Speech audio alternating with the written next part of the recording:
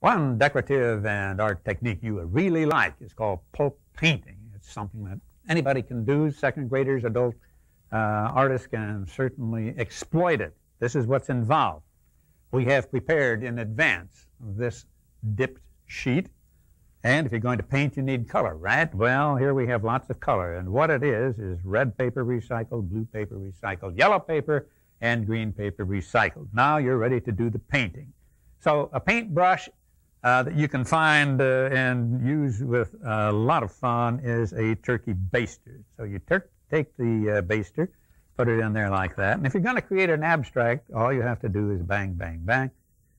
A little red, a little blue.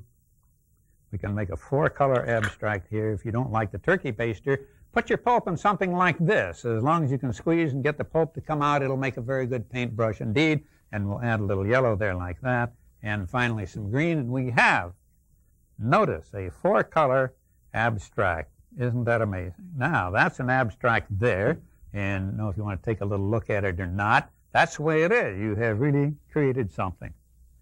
If you want a specific image, it is quite easy to do. You can get other people's images. This is a cookie cutter. Or if you want your own image, draw it on some food board. Take a hot wire and cut it out. This is my heart. Well, so to speak. This is a heart that I drew. Then we take that image, we'll take the heart, put it on there like that, and we're going to flatten this down a little bit so our pulp doesn't run. We don't want the colors to run. And let's make a red heart. So here we simply take the turkey baster and fill the pulp in on the screen.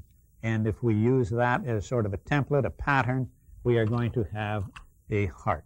Now, normally one would keep the pulp that I'm putting in here in the image as well as the abstract quite thin, because we're going to put this on the other sheet, and if you have this too thick, you're going to have a hard time drying it again unless you dry it with pressure instead of heat. All right, we have done that, and we have a pulp painting. We have an abstract. On this side, we have a specific on this side, and this is what we call the final and very beautiful thing. We take it, turn it upside down so that the wet pulp on the cover screen meets the wet pulp of the surface of the sheet. We can put them any place that we like.